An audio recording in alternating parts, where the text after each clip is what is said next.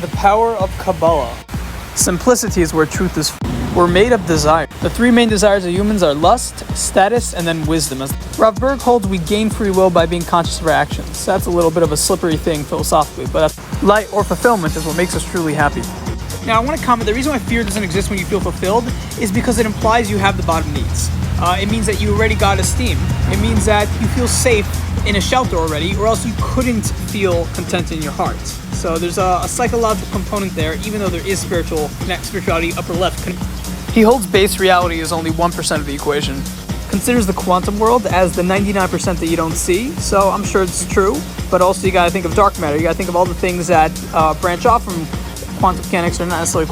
Dreams, visions, and intuition is a connector to the 99%. Nicholas called it divine revelation, Mozart a rush, and 20th century philosopher called it pure intuition. It's also called the mother's intuition, sixth sense, God.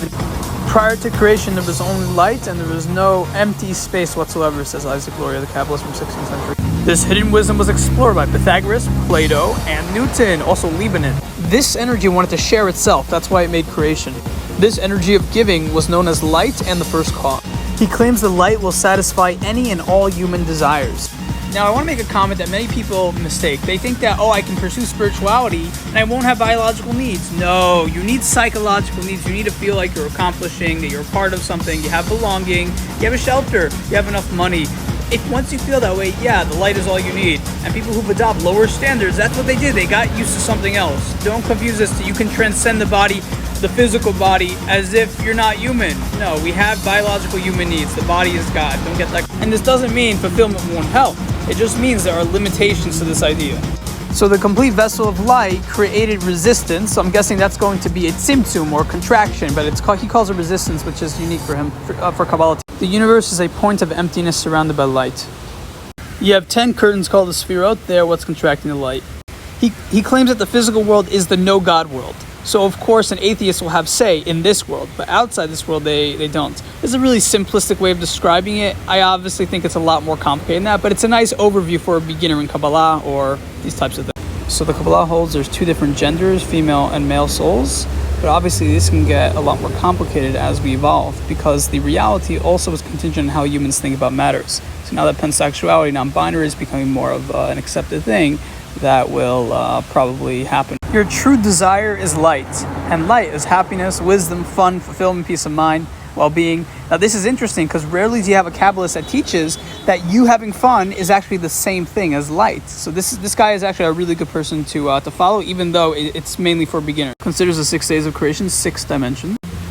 Dr. Kaku acknowledges that the universe was created with 10 dimensions, or in 10 dimensions. Plato believed in a timeless world where all ideas emanated from, and that it goes beyond the 5 senses of his.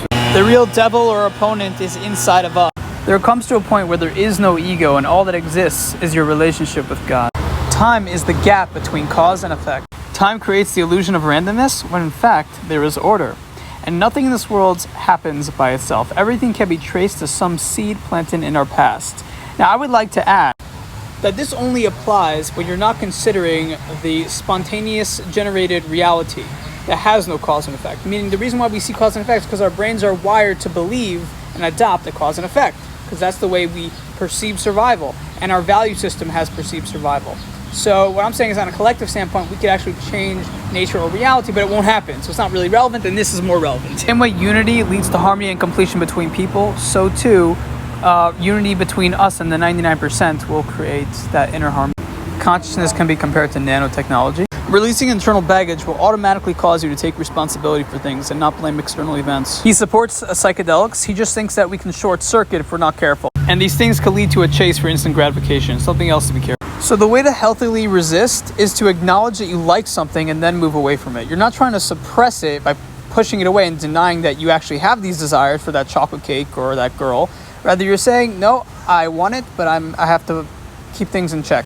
You're not trying to tolerate abstinence. You're trying to learn not to be ashamed of your desire.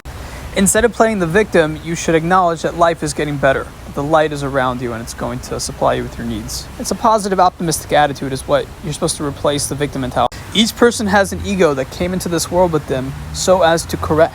All emotions are born of ego, and they control and imprison us. So Judaism separates emotions from desire. They say that emotions are probably not so good. Desire is okay. It depends what that desire is that stems from the emotions. But the emotions themselves need to be moderated so that positive desire exists. This is different from Eastern traditions who say all desire is bad, all dukkha is bad. They don't label good, bad, or discernment. There's no discernment. It's all bad. And that's one of the problems that people have with the Eastern tradition. Adversity is truly a good thing because even the antidote to a snake bite comes from its poison. And therefore you should take that and bring it into your everyday life where you make the obstacle part of the cure. The art of becoming God. The choice is ours. Negative perception comes from internal perception. A quote by Jesus, love your neighbor as yourself.